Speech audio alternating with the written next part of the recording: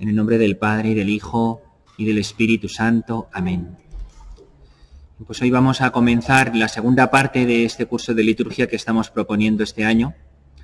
Y en esta segunda parte vamos a ir al Nuevo Testamento, a los textos de la Sagrada Escritura en los que se nos presenta la institución de la Eucaristía por parte del Señor en la Última Cena, que están en Marcos, en Mateo, en Lucas y en la Primera de Corintios, de San Pablo, en esos 4. Tenemos un poco que hacer como un poco progresivamente un recorrido por el Nuevo Testamento para explicar el significado de la Eucaristía en el Nuevo Testamento. Entonces, yo os propongo que primero hagamos una pequeña palabra sobre las comidas que Jesús mantiene con sus cercanos y los discípulos a lo largo de su vida pública, que es lo que hoy vamos a tratar de explicar siempre de una manera pues sucinta.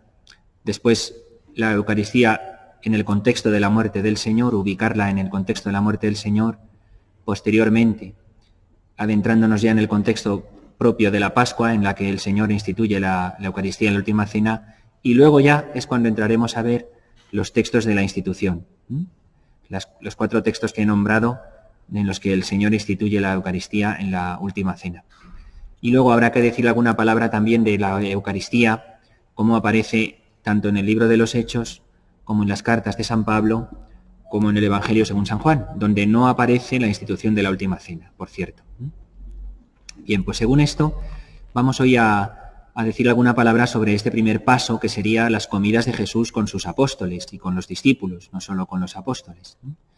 Y entonces vemos cómo, entrando ya directamente en el Nuevo Testamento, en este recorrido que vamos a hacer, ponemos como las bases de toda la reflexión posterior que la Iglesia ha hecho luego sobre la Eucaristía a lo largo de los siglos. Entonces, en el contexto previo a la institución del sacramento, vemos su ubicación en la vida y en la muerte del Señor, y por eso empezamos por las comidas de Jesús con los suyos. Con la llegada de Jesús, ante todo, irrumpe entre los hombres el reino de Dios. La presencia salvadora de Dios Padre se hace presente en la persona de Cristo y se regala a los hombres. Todo el Antiguo Testamento, que era la preparación, culmina en la persona de Cristo, en la que aparece la salvación que ya se ofrece a los hombres de manera gratuita, universal y para siempre. Los profetas en el Antiguo Testamento anunciaban el reino, pero Cristo no es que lo traiga, sino que Él es en persona el reino, se identifica con Él. Los profetas hablaban de Cristo. La palabra y las obras del Señor, pero sobre todo su propia persona, manifiestan que el reino de Dios es una realidad que ya está aquí. San Juan Bautista envía a sus discípulos a preguntar a Jesús si es Él el que ha de venir o si tienen que esperar a otro, y le contesta a Jesús a ellos. Jesús les contesta a los discípulos de Juan enumerándole los signos del reino, ¿no? Id y contad a Juan lo que habéis visto y oído. ¿Cuáles son los signos del reino? Que los ciegos ven, los cojos andan, los leprosos quedan limpios, los sordos oyen, los muertos resucitan, y a todos se les anuncia, a los pobres se les anuncia la buena nueva.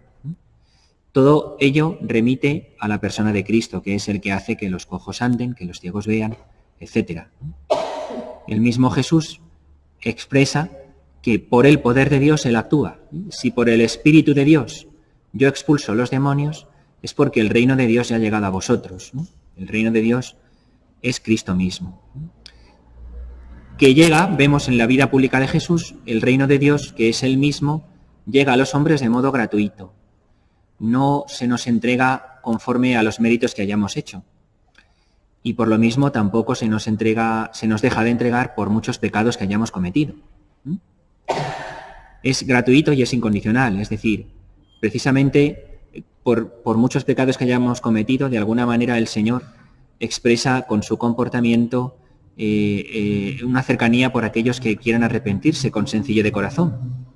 Los fariseos no le entienden porque ellos sí estaban anclados en la meritocracia, ¿no? en esa particular manera de entender las cosas en la teología del mérito, conforme al Antiguo Testamento.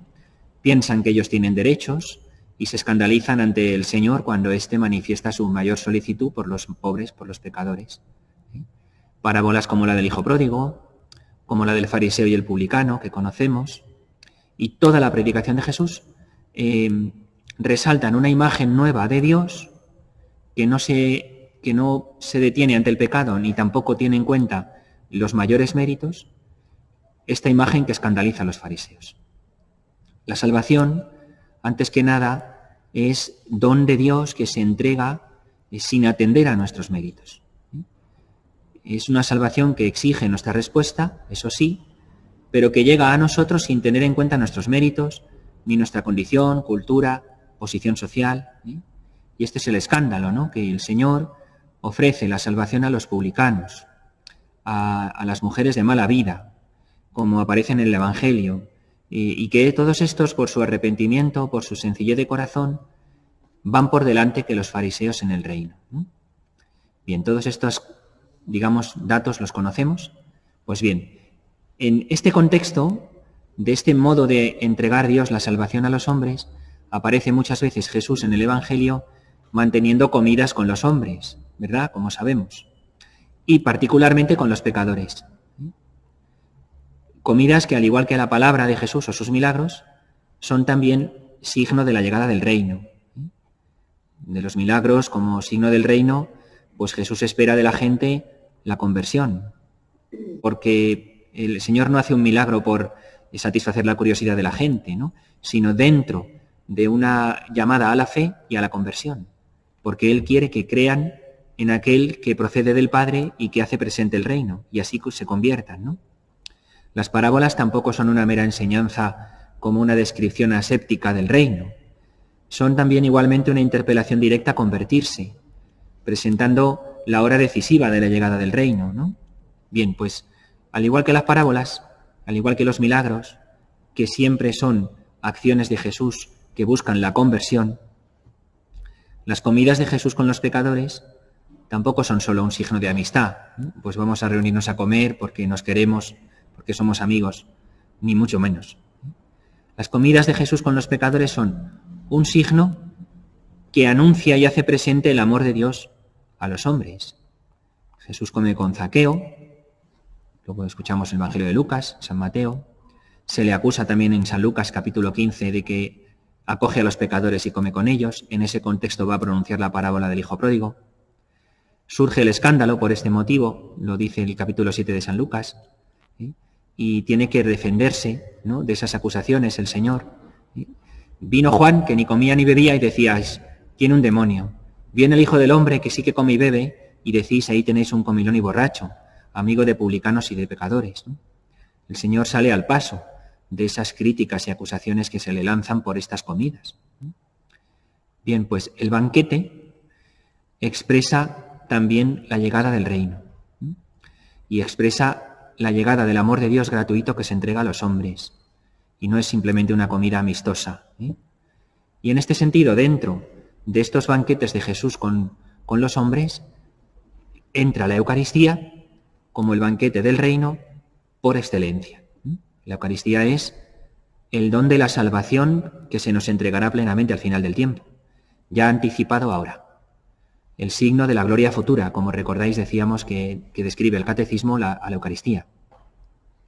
Jesús, que presentó repetidas veces en su vida pública el reino de Dios con la imagen del banquete, dijo también que no bebería más del fruto de la vid hasta que lo pudiese hacer de nuevo con los discípulos en el reino del Padre.